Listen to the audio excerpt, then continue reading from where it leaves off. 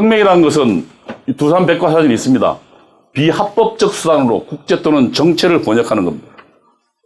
그래서 폭력을 동원해서 구치진을 무너뜨리는 것을 말하는 건데, 그러면 지금 한국의 촛불혁명은 어떤 체제를 타도했다는 것입니까? 혹시 저희 70년의 번영의 대한민국 자유민주정을 타도했다는 것입니까? 라고 이야기하면 제가 보기에는 이들의 촛불혁명의 성격이 드러날 것입니다. 48년도에 그 이승만 대통령의 기념연설이 있습니다. 대한민국 민주정체의 요소는 개인의 근본적 자유를 보호할 것이라고 했습니다. 이것이 지금 대한민국의 민주정체의 기본 요소입니다. 개인의 근본적 자유. 그래서 근대라고 하면 개인의 탄생과 개인의 권리와 자유를 보장하는 것, 그것이 근대라고 합니다. 이것이 지금 대한민국의 탄생 시기에 진행된 것입니다. 봉건왕정에서 주권은 국왕에 있었습니다. 그러나 대한민국은 1948년도 봉건왕정, 조선왕조로 돌아가지 않고 주권이 국민에게 있는 새로운 정치혁명을 벌였습니다. 이것이 1948년 대한민국 건국입니다. 대한민국 국민은 생명권과 재산권을 가진 존재로서 법에 의하지 않고서는 신체를 구속당하지 않는 존재이고, 그리고 이러한 것을 우리 대한민국이 탄생 시부터 보다 분명히 했습니다. 그리고 이것이 대한민국의 번영을 이끌었습니다. 지금 문재인 정부는 무슨 이야기합니까? 대한민국 건국을 1919년 상해 임시정부로 규정합니다. 무슨 이야기입니까? 1948년도 탄생한 대한민국 자유민주정을 인정하지 않고 있다는 얘기입니다. 이 이야기는 뒤에도 또 많이 나옵니다. 만약에 이승만의 그 역사를 부정한다면 적폐청산은 대한민국 세력을 숙청하는 것에 해당됩니다. 국정 운영 5개년 계획서라는 걸 발표했습니다. 거기 보세요. 문재인 정부를 김대중 노무현 이후에 9년 만에 촛불 시민혁명 정권으로 집권한 3기 민주정부다. 그렇다면 그 전에 다른 보수 정권, 어떤 정부란 얘기입니까? 민주정부가 아니고 적폐 청산의 대상이란 얘기입니다. 그렇다면 이 문재인 정부 얘기를 그러면 북한이 이야기하는 혁명론과 한번 분석을 해보겠습니다. 북한의 혁명론은 한국의 보수 세력은 미제국주의자들의 식민지적 통치를 앞장서 돕는 반동 관료배, 다시 말하면 고위 관료 출신 군인들이나 그 다음에 고위 공직을 했던, 다시 말하면 친미적 사상을 갖고 있는 관료, 이걸 반동 관료라 그럽니다. 매판 자본 계급, 다시 말하면 이들은 삼성, LG 이런 식으로 그를 매판 자본가라 그럽니다. 지난번 우리 2006년도 촛불혁명 때 여러분 그 광장에서 보셨죠? 박근혜 대통령의 그 목을 잘린 것과 또 한편으로 무엇이 다 나돌아다니고 있습니다. 삼성, LG 이런 재벌들의 그것을 발로 차고 돌아다니는 광경을 보셨을 겁니다. 이게 혁명론 반동 관료 매판 자본가들. 이게 북한이 규정하는 혁명론입니다. 만약에 촛불혁명이 이런 대한민국 정통 세력을 타도의 대상으로 삼는다면 이 혁명은 대한민국의 정통성을 부정하는 혁명이 된다고 말할 수 있을 것입니다. 예를 들면 지금 혁명론은 반제 반봉건 민주주의 혁명에서 민족해방 인민주의 혁명론으로 바뀌어왔습니다. 그 다음에 80년 10차 당대에서 주체 사상만을 유일한 지도 사상으로 해서, 그 다음에 당면 목표는 이건 걔들 거기에 나와 있습니다. 남조선에서 민족해방 민주주의 혁명을 수행하며 최종 목표는 전조선 주체사상과 공산주의 사회를 건설하는 거다. 이거는 지금 북한 헌법에 나와 있는 겁니다. 이건 현재 바뀌지 않았습니다. 여전히 북한은 총력을 동원해서 이렇게 하고 있습니다. 그래서 이 시기의 혁명 전략을 NLPDR이라고 합니다. National Liberation People's Democracy Revolution. 그래서 NL은 이 약자입니다. 앞에. National Liberation 약자입니다. 그 뒤에 상세히 기록되어 있으니까 나중에 그 시간에 읽어보시면 되겠습니다. 혁명의 경로는 이렇습니다. 그러니까 지금 저 대남협정에 따르면 미국이 지금 식민지 지배를 하고 있고 그 다음에 미국에 지금 그 기생하는 세력도 있는데 누구냐면 매판 자본가들이다. 그 다음에 아까 관료다. 그래서 미제를 축출하는 것이 가장 우선이라고 보고 있습니다. 미국을요. 그래서 미국을 축출한 후 민중의 힘으로 몰아내고 민족 자주정권이라는 정권을 수립하고 그 다음에 고려 연방을 기회를 통해서 민족 통일을 달성하는 것을 그 목표로 하고 있습니다. 그 다음에 얘들이 그 2091년도에 인민이란 말을 뺍니다. 인민이란 말을 빼는 거는 그 인민이 갖고 있는 그 대한민국 사회에서 부정적 이유 때문에 그래서 인민을 빼고 민주주의 혁명론을 만들었습니다. 이것을 구국전선에 그러니까 한국민중민주전선 다시 말하면 북한의 대남혁명기구입니다. 저희 같은 경우 저희 학생운동 때 한국민족민주전선이 하는 그 방송이 구국의 소리 방송이었는데 그것을 매일 연세대학교하고는 5개 청취팀이 있었습니다. 그래서 그걸 주로 여학생들이 그걸 매일 그 청취해서 그거를 타이피해서 그걸 가지고 우리는 학습했습니다. 거기에 혁명론 뭐 지금 현재 당면 투쟁 과제 투쟁 구호까지 다 나옵니다.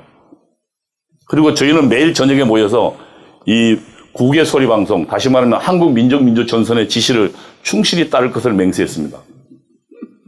근데 그 충실히 따를 걸 맹세한 저도 있지만 충실히 따를 걸 맹세한 선수가 지금 청와대에 많이 가 있습니다.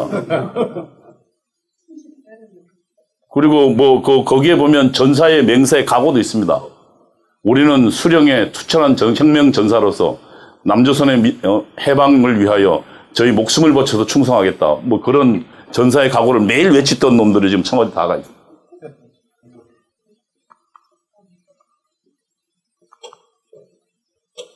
이게 지금 민족 모순으로 보고 있거든요. 지금 북한의 혁명론에서는 누구보다도 미제를 축출하는 걸 합니다. 그래서 보세요. 중국이 우리를 그렇게 사드 가지고 압박하고 그 다음에 우리 롯데 가지고 그렇게 이야기해도 누구 하나 중국에 대해서 시위하는 거 보셨어요? 아니 민족의 자존을 그렇게 중시하면 지금 중국이 우리를 압박하면 싸워야죠. 광장에 나가서. 그런데 미국에 대한 그 사소한 거라도 싸우고 중국에 대해서는 일절 말이 없잖아요. 미국 광우병 때문에 그렇게 난리를 뽀개 더니 중국이 무슨 우리 먹는 음식물에다 이상한 걸 넣고 해가지고 난리 치는데도 아무도 거기에 대해 이야기 안 하잖아요. 왜? 이 혁명론을 따르면 미국이 문제이기 때문에. 미국 위에 거는 문제 삼지 않아요. 그 걔들은 다시 말하면 미국과 한국의 예를 들면 동맹을 끊어놓는 걸 목표로 하기 때문에. 성격은 그래서 민족 해방이라는 겁니다. 이게 지금 한번 보세요. 그 대선 후보 때입니다. 낮은 단계 연방제는 정권 교체를 통해서 다음 정부 때 반드시 이루겠다 그랬어요. 제가 우려하는 거는 이 정부가 연방제로 가기 위한 수순을 밟고 있는 이게 굉장히 우려스러운데 저희가 아마 두 눈 부릅뜨고 지켜봐야 될 것입니다. 그래서 이렇습니다. 우선 미제를 몰아내고 그래서 자주화한다는 건 미제를 몰아낸다는 겁니다. 그 다음에 민주화를 실현한다는 겁니다. 민주화를 실현한다는 건 뭐냐면은 공안기구, 공안 통치기구를 없애고 얼마 전에 공안 통치기구 여러 가지 다 무너졌잖아요. 공안 통치기구 예를 들면 공안 경찰, 공안 검찰 또 뭐가 있습니까? 보안사, 기무사 지난번 기무사 아주 난리가 났었잖아요. 그 다음에 국정원 이런 것들을 무너뜨리고 그 다음에 실제로 국가보안법을 무력화시키고 지금 국가보안 무력화됐잖아요. 지금 거리에 나가서 내가 공산주의 사랑한다고 외쳐도 누구 하나 잡아가지 않습니다. 그렇게 하는 것을 통해서 맨 마지막에 어디로 연방제로 가겠다는 것이 지금 현재 북한의 혁명 전략의 최종적 골입니다. 그래서 예를 들면 자주화 임무에는 이런 것들이 있고요. 주한미군 축출입니다. 이거는 북한 입장에서 보면 남조선을 혁명하려면 가장 우선되는 겁니다. 지금 한미동맹에 있는 사이에서는 절대로 북한이 대한민국을 남한을 혁명을 그러니까 예를 들면 무력으로 침공할 수 없습니다. 작게 5027에 따라도 예를 들면 지금 만약에 북한이 남침하면 현재 90일 이내에 제가 알기로는 약 69만의 지상군과 그 다음에 2000여 대의 비행기와 그 다음에 200여 대의 항공기가 대한민국 집결해서 북한으로 진격하도록 되어 있습니다. 그럼 북한의 입장에서는 남조선 혁명에서 가장 중요한 게 뭡니까? 첫 번째는 이 고리를 끊어내야만 가능합니다. 안 그러면 북한이 세계 최강의 미국군과 싸워야 됩니다. 그러나 걔들에게는 가장 중요한 또 하나의 무기가 있습니다. 남조선 내에 베트남의 베트공처럼 주사파라는 무기가 있어요. 이 무기를 활용하면 지금 예를 들면 그 주한미군이라는 고리만 끊어내면 여기 대한민국 안에 있는 그 종북 세력과 북한의 예를 들면 무력과 연합하면 가능하다 보고 있는 거예요. 그래서 모든 투쟁을 미국으로. 그래서 우리 대한민국 국민과 미국을 혐오하도록 만드는 거예요. 하여튼 미국에 관련된 모든 거라도 증폭시키잖아요. 미선이 효순일 때도 그랬고 다 그랬죠. 이게 지금 걔들이 혁명론을 지난 수십 년간 해온 사이에 우리 국민들 사이에 미국이 적이라고 북한이 우리 동포라고 생각하는 사람이 많아졌습니다. 민주화는 이건 잘 보세요. 파쇼 통치 제거, 파쇼 통치는 아까 제가 설명했지만 예를 들면 보수 정치인들, 그 다음에 보수 정치인과 보수 관료들, 또 그 다음에 그들의 물질적 기반인 재벌들, 이거를 통치를 제거하는 겁니다. 그리고 사회정치생활을 민주화한다는 것은 뭐냐면 공산주의 선전소들이 용인하게 한다는 거예요. 이걸 이야기하고 있어요. 그래서 자주민주통일이라는 3대 투쟁 과제로 나옵니다. 이거 북한의 혁명론을 수입하기 전에 없었습니다. 자주민주통일. 뭐 반미자주화 투쟁은 뭐 이런 거고 주한미군 철수, 한미동맹 폐지, 평화협정 실현. 요즘 뭐 지금 하도 여름 많이 듣고 있는 얘기잖아요. 그 다음에 국가보안법 사실은 거의 무력화됐고 공안통치기구 거의 지금 여기 뭐 거의 있으나 없으나 하잖아요. 양심수 석방 제가 알기엔 이번에 아마 이석기 나올런지 한번 두고 봐야겠습니다. 그러니까 대한민국을 공산화하려고 했던 사람을 지금 양심수라고 부르고 있어요.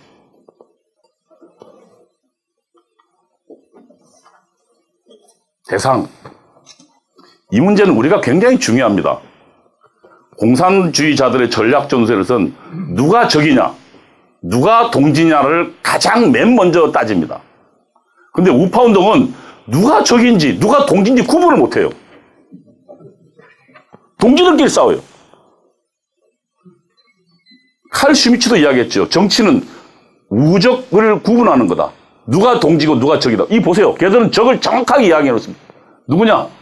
미국과 반동 관료배, 매판 자본가, 지주다. 재산 갖고 있는 사람들, 그 다음에 고위 공직자들, 미국에 협조하는 사람, 이거 다 적이라고 주장합니다. 이게 대상입니다. 그러면 동력은 누가 우리의 친구냐. 그래서 주력군과 보조 동력으로 나옵니다. 주력은 노동자, 농민, 청년, 학생, 진보적 지식인. 그 다음에 보조 동력은 중산층들, 인텔리들, 도시 빈민들, 뭐 이런. 우리도 이 개념 배워야 됩니다. 그래서 동지에게는 부드럽게 대하고 적에게는 단호해야 합니다. 그런데 동지에게 사소한 차이라고 동지에게 악착까지 된다면 그것은 주적 관계를 모르는 겁니다. 전략 정설 개념이 없는 거예요. 제가 우파운동 최근에 가장 가슴 아픈 거는 우리의 적은 명확합니다. 북한과 그리고 거기에 협조하는 종북 세력. 그럼 문재인 정부입니다. 여기에는 추상같이 단호해야 되고 그리고 모든 칼날을 여기에 돌려야 됩니다. 우리 동지 내부로 돌려서는 절대 안 됩니다. 얘들이 지금 그래서 이제 통일전선을 이야기합니다. 지금 현재 통일전선을 하고 있는 거죠. 그리고 자신의 힘만으로 안 되니까 연립정권을 구성하는 거고요. 주요 전치 목표와 보조 전치 목표인데 주요 전치 목표는 자주적 민주정부, 다시 말하면 혁명을 통해서 그 다음에 보조 전치 목표가 있는데 민주주의 연립정부입니다. 여기 보시면 민주주의 연립정권이 파쇼적 정치체제를 개혁한다고 했습니다. 다시 말하면 미제에 기생하는 반동 관료 지금 숙청하고 있죠? 지금 지난 정부에 얼마나 많은 사람이 들어갔어요. 지난 정권의 주요 인사들 다 감옥 들어갔잖아요. 이게 지금 보조 전치 목표를 수행하고 있는 겁니다. 숙청하고 있잖아요. 그 다음에 재벌들 다 지금 감옥 보냈잖아요. 이재용도 감옥 갔다 나왔고 이런 정치 기반을 부수는 겁니다. 한국의 보수 정치를 괴멸시키고 재벌을 해체하여 국가소유 또는 공기업하는 것입니다.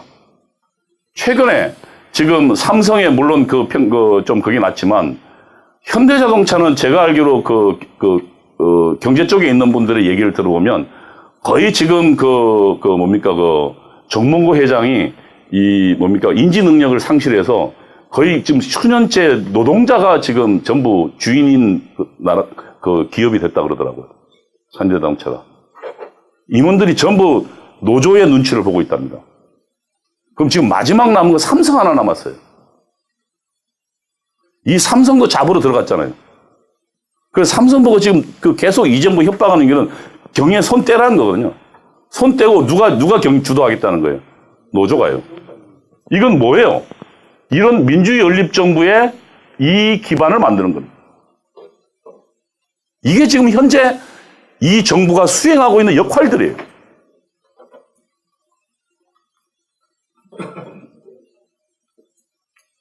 보세요. 국가정보원.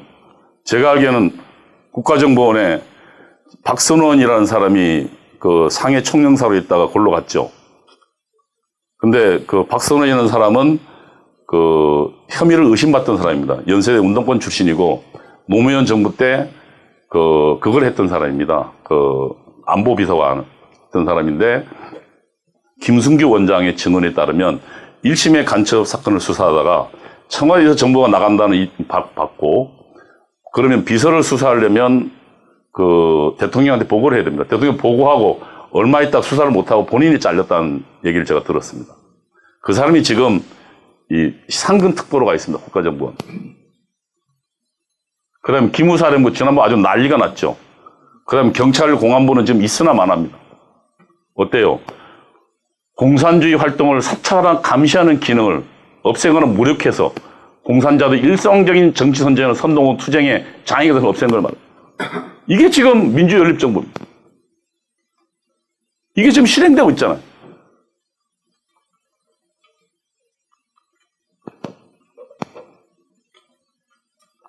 그건 나중에 이 내용들은 좀 읽어보시길 바라고요. 그 다음에 이 진보적 민주주의, 다시 말하면 혁명을 통한 이런 민주주의 어떻게 할 거냐? 세 가지. 진보적 합법정당을 구축한다. 그래서 다시 말하면 이들이 과거에는 전민항쟁, 그러니까 전국에서 민중들의 총궐기를 통해서, 그러니까 무력투쟁을 통해서 정권을 장악한다라는 걸 목표로 세웠는데, 이제는 합법적으로도 가능하다고 이들이 경로를 하나를 더 제시했습니다. 합법정당을 구축하자. 지난번 통합진보당이 그거죠. 지금 정의당도 마찬가지고. 그 다음에 이들을 중심으로 통일전선체를 구축한다. 그 다음에 이 통일전선체 주도로 이런 혁명을 완성한다. 이렇게 되어 있습니다. 근데 지난번 박근혜 정부는 사실 아시지만 이 중요한 합법정당을 박살냈습니다.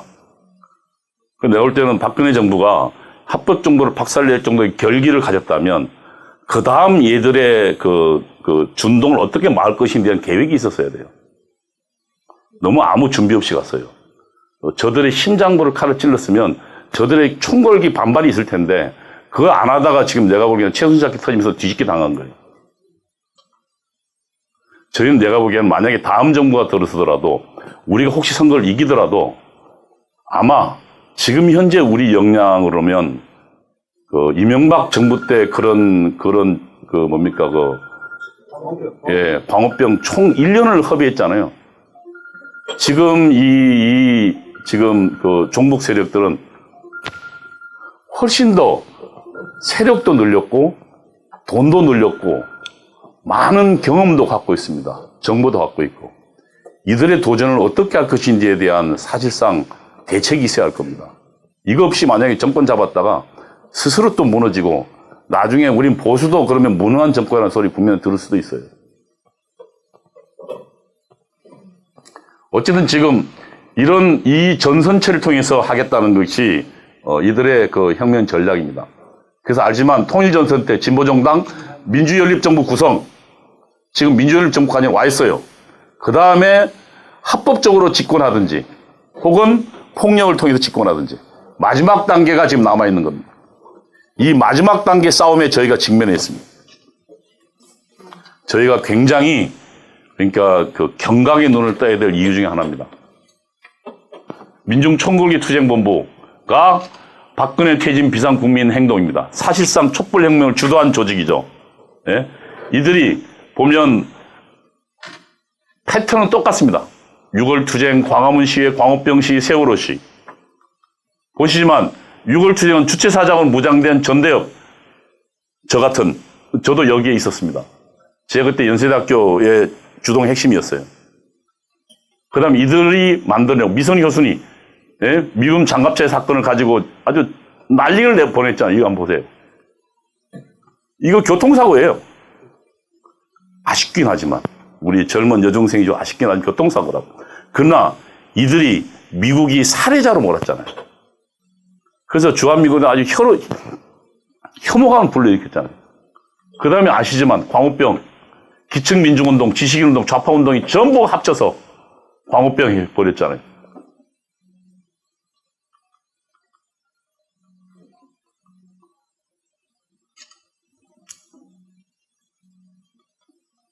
한번 참여단체 보겠습니다. 이들이 지금 나중에 그 박근혜 퇴진 국민행동이었으니 58개 단체 참여했는데요. 민주총리부의 민주노총, 농민, 빈민, 범민련 남측본부, 이거 그 대법원으로 이적단체 판결을 받은 단체입니다.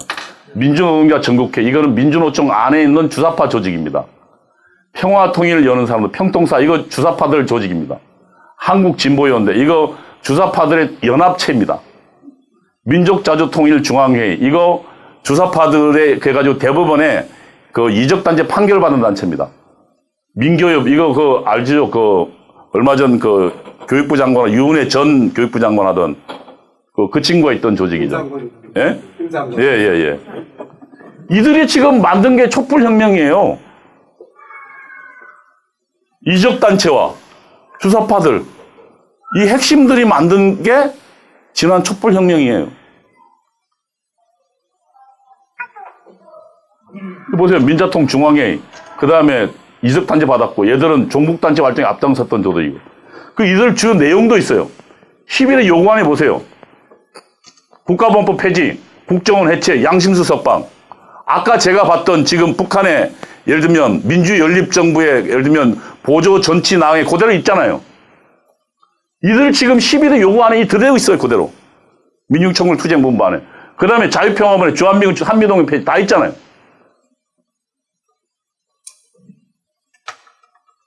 이들이 촛불혁명을 주도한 거예요. 이들의 요구사항도 북한이 이야기하는 혁명론의 요구사항과 같습니다. 국가범법 국정원 해체는 아까 이야기했지만 자주민주통일의 민주투쟁의 부분에 속하는 거고요. 그 다음에 대북정책 폐기, 유기사 조치, 이거는 북한이 주장하는 거죠. 북한은 지금 현재 남북관계가 악화되던 그 전에 이제 지금이야 문재인 정부 들어서 있지만, 좋아졌지만, 그전 악화된 것은 미제국주의의 적대 정책과 거기에 동의하는 대한민국 정부의 북한에 대한 적대 정책 때문이라고 지금 그렇게 주장했잖아요. 근데 사실상 그렇지 않잖아요. 박왕자 사건과 연평도 포격 사건, 그 다음에 천안함 폭침 사건 때문에 남북과 악화됐잖아요. 그리고 5.24 조치도 만들었잖아요. 북한과 예를 들면 무역을 단절시키는. 근데 이거를 계속 자기들 잘못은 이야기하지 않고 이것을 자기들은 폐기하라 그러는데 이걸 그대로 지금 우리 아까 민중총궐 투쟁 보면 그대로 갖고 온 겁니다. 북한의 주장을.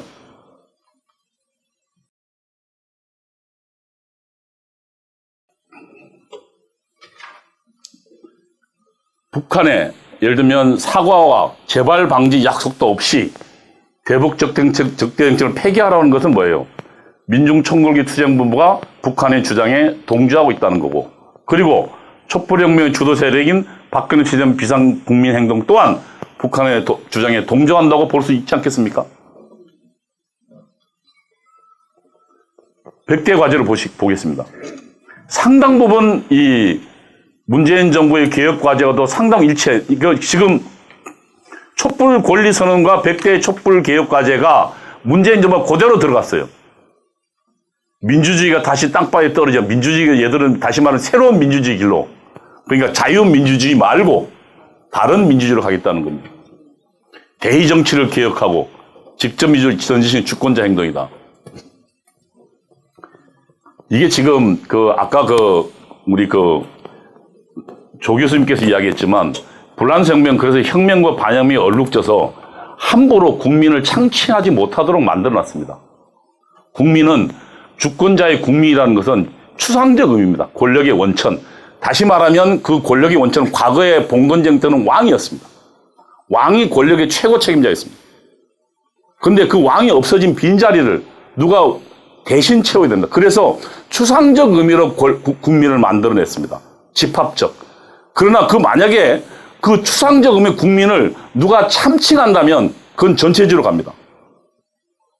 그래서 불란서헌법은 그래서 함부로 광장이 나와서 내가 주권자다라고 내가 국민이다, 국민의 명예로 참칭하지 못하도록 아예 못을 박아놨잖아요. 근데 우리는 지금 뭐예요? 그걸 빙자해서 거리로 나서서 주권자의 명령이다 지키라고 이야기하잖아. 헌법 다 무시하고. 그게 대의 정치를 무시하는 거고 헌법을 파기하는 행동.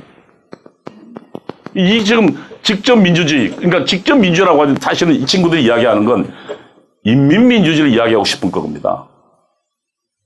그래서 대의민주주의와 다른 민주주의를 이야기하는 거예요. 여기 보세요. 100대 과제에 재벌체제 개혁이 있잖아요. 재벌 총수, 범죄 수익, 다시 말하면 재벌을 적으로 보고 있는 거예요. 범죄장애라고 보고 있는 거죠. 사내 유보금, 사유한수, 법인세 인상을 했고, 다시 말하면 이 재벌을 어떻게 만들겠다는 겁니까? 공공기업으로, 공기업으로요. 아까 어디서 봤죠? 북한의 혁명론에서 그러니까 민주주의 연립정부 보조 전체 목표의 구체 내용으로 사회 정치 생활의 민주화에 들어있던 과제입니다. 공안통치기구, 이거 지금 그렇게 가고 있잖아요. 노동기본권, 남북관계, 교육개혁, 언론방, 국가원 폐지 다 있습니다. 그래서 현재까지 그 두 개를 분석해보면 민주주의 연립 과제와 상당히 일치합니다. 그래서 민주주의 연립 정부는 그 기능에서 반동관료를 축출하는 것을 담당하고, 반동관료는 아까 이야기했지만 미국의 호의적인 보수 정책과 보수 관료들을 말한다 할 것입니다. 이 사람들 지금 다 감옥 가 있습니다. 그 다음에 경제를 토대로 있는 재벌을 기반을 없애거나 국유화 또는 공기업하는 걸 그 기능하고 있습니다. 지금 그것이 현재 우리가 목도하고 있는 겁니다.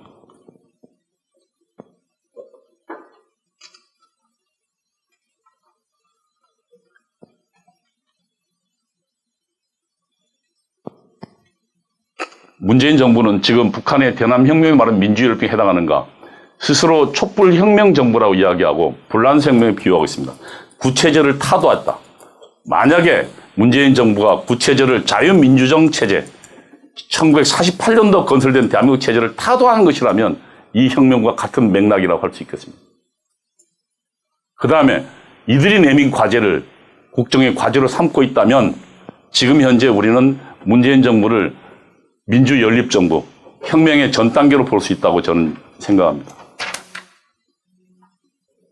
이렇게 한다면 우리는 어떻게 해야 되느냐 하는 것까지, 우선 첫 번째로는 저는 결국은 정치를 바꿔야 된다고 생각합니다. 지금 어떻게 이렇게 흘러왔습니까? 지난번 보수정당이, 여기 김문수 지사님 계시지만 2016년도에 우리가 이렇게까지 몰리지 않을 가능성이 있었습니다. 그러나 내부가 분열하고 우리 국민들은 그대로 방치했어요. 그리고 투표장에 신경제 투표장에 안 나가버렸어요. 그래서 그 결과가 어떻게 됐습니까? 망해가던 더불어민주당이 살아났습니다. 그리고 우리 보수당은 제2정당으로 전락해버렸습니다. 과반의 기운을 잃었죠. 그리고 최순실 사건을 통해서 보수정당 내부 분란을 이용해서 최순실 사건을 압박을 통해서 보수정당의 일부가 탄핵에 합류하도록 만들었습니다. 그래서 오늘날 탄핵도 당했고 여기까지 왔습니다. 제가 보기에는 그동안 우리 한국의 보수운동은 정치를 외면했습니다. 그러다 보니까 이 정당 정치 안에 김문수 지사님 계시지만 적어도 한국 자유민주주의에 대한 철학과 그 다음에 정확한 어떤 투쟁심이 있는 사람들을 보수정당 안으로 들여보는데 실패했습니다. 그래서 지금 자기 자리, 그러니까 성공한 관료와 성공한 사업가 또는 성공한 법조인들이 자신의 최종적인 명예를 지키는 자리로 전락해버렸습니다. 그러다 보니까 투쟁력도 없고 아무것도 없었습니다. 제가 보기에는 지금 엘리트들을 선발하고 이들을 훈련시켜야 되고 그리고 가능하면 정치를 감시하고 들어보내야 됩니다. 그리고 또 한편으로 정치가 엉뚱한 길을 가지 못하도록 압박해야 됩니다. 압박하는 거 간단합니다. 예를 들면 대표적으로 다 하지 말고 제가 옛날 전대에 있을 때 하나 예를 들면 양동안이라는 사람이 그 우익은 죽었는가를 썼습니다. 제가 연사국장 시절인데 그래서 제가 보기엔 이거 큰일 났더라고요. 왜냐하면 우리 정치를 정확하게 파악하고 있었어요. 그래서 양동안이라는 한 명을 공세적으로 이지매를 시켰습니다. 집단적으로. 그래서 그거를 보도한 언론사에 전화 걸고 그 다음에 양동안이라는 사람이 있는 학교에 피켓 들고 시위하고 그리고 지속적으로 항의 전화 걸었어요. 우리 전대협 조직을 통근했어요. 그래서 양동안인 사람이 완전 왕따가 됐어요. 아무도 그런 이지매를 같이 당하려고 하지 않으니까요. 그래서 그런 예를 들면 우리 정체를 폭로한 자를 중지시켰어요. 그래서 그다음부터 아무도 고개를 안 드는 거예요. 그러면서 지금 지식인 사회가 침묵의 과정을 거치면서 저희 세상이 됐어요. 제가 보기에는 만약에 지금 우리 그러니까 자유한국당 정치인이 잘못하면 욕만 하지 말고 그들 중에 한 명의 구체적 행동을 가지고 그걸 수정을 요구해야 돼요. 1인 피켓, 시위, 자기 예를 들면 국회의원들은 제가 알기에는 그 자기 그 뭡니까 다음 선거가 가장 중요한 관건이기 때문에 지역구에서 만약에 그 문제가 생기면 아주 그냥 길길이 뛸 겁니다. 내 생각에는 그런 시위 행동들을 조직해서 적어도 자유한 보수 정당이 제대로 갈 수 있도록 감시하고 관리해야 됩니다. 거기부터 시작이 물론 외곽에서 또 지금 이런 우파 시민운동체를 만들고 또 이들을 각성시키고 훈련시키고 또 연합조직을 만들어야 합니다. 통일전선 같은 그런 연합조직을 만들고 한편으로 정당을 감시하고 이렇게 서로 양자간의 긴장과 협력의 관계가 이루어져야만이 그래야만이 보수정당 투쟁을 정당으로 내몰 수가 있습니다. 저는 거기부터 시작해야 된다고 생각합니다. 그 다음에 또 하나 상대방을 정확하게 알아야 된다. 상대방이 어떤 전략 전술을 논해. 우리는 지금 이론만 있지 구체적인 전략 전술이 없습니다. 어떻게 선동이 될지 아무도 몰라요. 마음만 비분관계하고 계세요. 과거 좌익의 선전선동론만 1년씩 이상, 2년씩 이상씩 배웁니다. 그리고 지금 좌익 그 저기 안에는 적어도 3, 40년간 이것만 해온 전문가들이 많이 있습니다. 우리 상대하려면 우리도 그런 전문가를 키워야 되고 또 우리 스스로 그런 방법에 많이 그 연구해야 됩니다. 우선 우리 운동 망한다 해서는 안 됩니다. 자꾸 그 어른들이 이제 그 마음이 좀 급하시니까 야 이러다 망하게 생겼다 그러는데 망하는 조직에는 망하는 운동에는 절대로 젊은이도 안 옵니다. 예? 어렵지만 희망이 있다고 해야 과거 그 좌익들도 그 어려운 시기에 그래도 그 희망을 가지고 그걸 혁명적 낙관주의라 했거든요. 우리에게도 어쩌든 현실적 낙관주의가 없어서는 절대로 이 운동 성공하지 못합니다. 망한다고 해서는 안 됩니다. 우리 입버릇처럼 망한다고 해서는 안 되고 또 하나는 제가 보기에는 지금 쟤들이 주력이 저것들 내부로 분석에 들어가면 주력도 걔들 약합니다. 지난번 사실 촛불혁명에서 무력으로 뒤집었어야 돼요. 지난번 그 2016년도에요. 그 정도 국민들 지지 있으면 주력군이 있었으면 청와대 들어갔어야 된다. 그런데 주력군 없어요. 제가 알기에는. 그리고 민주노총 연봉 1억짜리 듭니다. 연봉 1억짜리 50대 들어요. 50대가 무슨 혁명합니까? 1억 받으면 무슨 혁명이에요. 그래서 얘들 정말 강해 보이지만 속으로 들어오면 애들 젊은이들 이미 포섭 못합니다. 20, 30대. 20대 지금 돌아서는 거 보세요. 맞습니다. 우리가 노력하면 우리가 당당히 20대 나가면 20대 우리 편으로 끌어들일 수 있어요.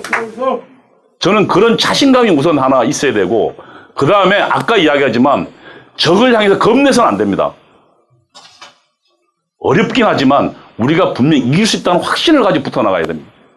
입버릇처럼 저는 그렇게 해야 된다고 생각합니다. 네, 감사합니다. 두 번째 질문을 간단한 것부터 좀 드리겠습니다. 이동호 대표께서는 여의도 연구소에 계셨는데 이번 강의 내용에 대해 자한당 의원들이 얼마나 이해하고 있으며 좌파 정권의 대응 전략을 수행하고 있는지 알고 계십니까? 모르겠습니다. 뭐 우리 저보다 훨씬 많이 계신 우리 김문수 지사님 계시는데 김문수 지사님이야 과거 그러니까 인민노련에서 아주 고위직에 계셨기 때문에 공산당의 전략 전술은 뭐 저보다 훨씬 많이 아실 거지만 그렇지만 나머지 사람들은 제가 알기에는 이거 이야기 모를 거요. 공부 안 해보면 모릅니다. 그리고 위기감도 없고 제가 느낀 거는 서서히 죽어가는 주의겠다는 느낌이었는데 제가 보기에는 지금 다음에 누가 되더라도 자유한국당에 실제로 전사들이 많이 들어가야 됩니다. 우선 혁명운동은요, 주력은 핵심 활동가가 있고, 그 다음에 지식인으로 보조하는 세력들이 있습니다. 그래서 항상 아주 혁명론으로 무장한 핵심 활동가가 있는 반면에, 그러니까 좌파적 지식인을 갖고 있는 그룹들이 동조 세력으로 옆에 간거 있습니다. 그래서 그런 동조 세력 중에 하나로 보면 됩니다. 그러니까 제 생각은 지금 현재 북한의 혁명론에 따르면 민주연립 단계에 와 있습니다. 그리고 민주연립 단계에서 할 수 있는 일들을 지금 진행하고 있습니다. 본인이 직접 하든 혹은 누구의 조정에 의해서 하든 협력에 의해서 하든 제가 볼 때 진행되고 있습니다. 그리고 마지막은 결국은 그러니까 선거를 통해서 집권하든지 제가 보기에는 다음 총선에서 만약에 보수당이 무너지고 이들이 180억 가까이 혹은 다른 정당 포함해서 가까이 하면 개헌하고 지금 다 할 수 있지 않겠습니까? 그건 합법을 통해서 합법적으로 공산화 과정을 갈 겁니다. 그렇게 되면. 그리고 그렇지 않다면 만약에 지금 저들의 예를 들면 무력 동원력이 훨씬 더 지금 현재 제가 알기에는 민주노총이 거의 상당히 많이 늘었습니다. 그래서 그런 무력 동원이 훨씬 더 높아진다면 제가 보기에는 이것을 적절하게 결합해서 가려고 할 거고 그리고 맨 마지막 남은 꼴은 결국 그러니까 저들의 북한과 직접 친북 정권을 수립하는 것입니다. 그걸 지들은 자주적 민주정부 그리고 친북 정권을 수립하면 제일 과제는 그러니까 미국 물러납니다. 그 다음에 평화협정 체결하고 미국 물러내고 그 다음에 북한과 연방제를 실시하는 겁니다. 그리고 재벌 해체하고요.